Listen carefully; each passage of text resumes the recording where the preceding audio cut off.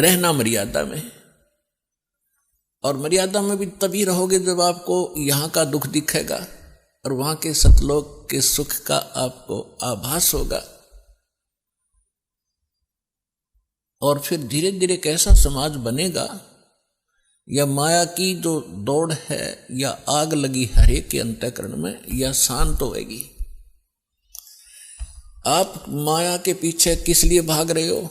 बड़ी कोठी बनाऊंगा, गांव नगर में मेरी शोभा होगी, फिर लड़का लड़की ब्याहूंगा, खूब बैंड बाजे बजवाऊंगा तू तू तू तू तू करवा के, और खूब दान दूंगा, लोग देखेंगे बड़ा दान करा भाई इसने।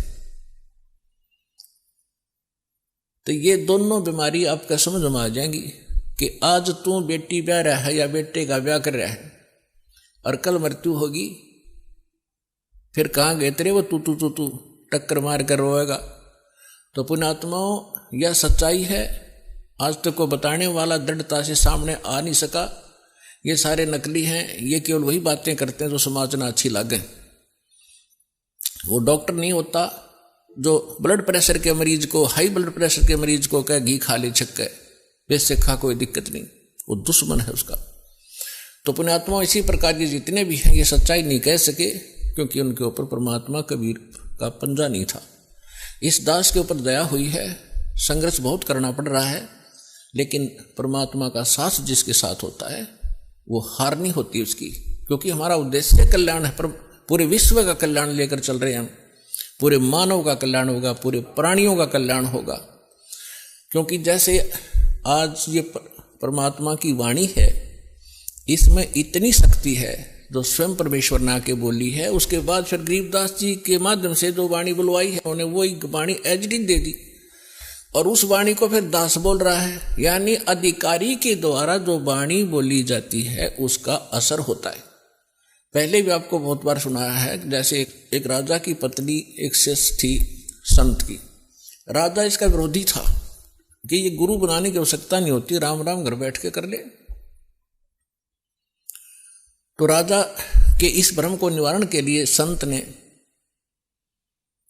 एक थोड़ा सा एक फार्मूला अपनाया था।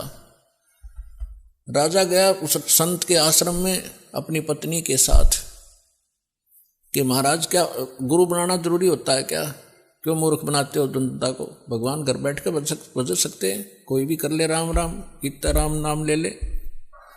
तो संत जी ने सोचा ये राजा है, यहाँ नाराज घना हो जाएगा। जब मैंने कुछ उल्ट सुल्ट जवाब दे दिया तो उसको कहा, राजन अब मुझे अपनी भक्ति का समय हो गया है, इसमें काफी समय लगेगा, मैं आपका प्रश्न का उत्तर दूंगा, मैं कभी घर आऊंगा आपके वहां दे दूंगा, वहां कभी आपको विस्तार से समझाऊंगा, तब समझ में आएगी। राजा बोला ठीक है। दिन निश्चित हुआ, राजा बैठ गया सिंहासन पर जच के, संत के लिए आसन लगवा दिया। आने की इंतजार थी कि कब आएंगे संत, अभी आने वाले हैं।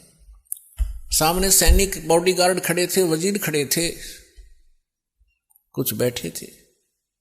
जब संत पहुंचे वहां पर, और वहां उपस्थित सभी सैनिक जो खड़े थे उनको कहा संत ने कि ए सैनिकों, ए सिपाहियों, इस व्यक्ति को अरेस्ट करो। राजा की तरफ संकेत किया। अब वो सिपाही सोच रहे थे ये मंदबुद्धि व्यक्ति क्या बकवास कर रहा है। उस संत ने दूसरी बार फिर कहा, तीसरी बार फिर कहा, लेकिन कोई टस से मस नहीं हुआ। राजा ने सोचा इसका दिमाग खराब हो गया इस संत का, ये मेरा राज हथियाना चाहता है।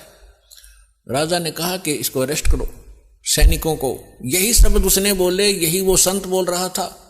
राजा के कहते ही उस संत को 4-5 सिपाहियों ने आके जकड़ दिया। अगले आदेश की इंतजार थी, अब इसका करें क्या। तब संत ने कहा कि हे राजन, तुम घर आए व्यक्ति का ये ऐसा ही सलूक करते हो क्या?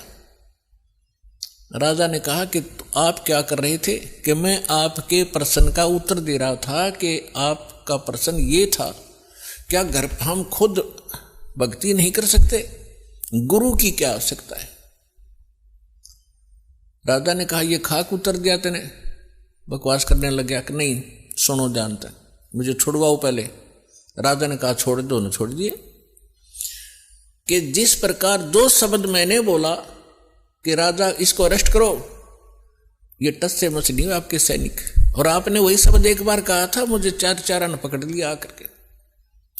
तो आपके वचन में शक्ति है, आपके बोलते ही ये क्रियावान हो गए, और वो शक्ति जो आप वाली है वो राजनीति वाली मेरे पास नहीं है। मेरे पास शक्ति है अध्यात्म की। ठीक इसी प्रकार जो वचन मैं बोलूंगा परमात्मा की शक्ति सब पर कार्यवान हो जाएगी, और आप कहते रहना उसका कोई असर नहीं होगा। इसी से आप समझ लेना।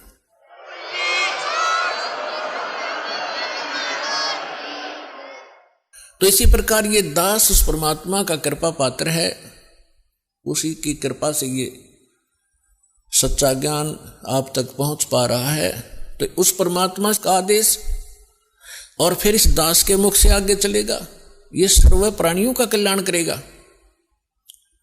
इसका तरीका देखो, परमात्मा ने कैसा एक अनोखा तरीका अपनाया है।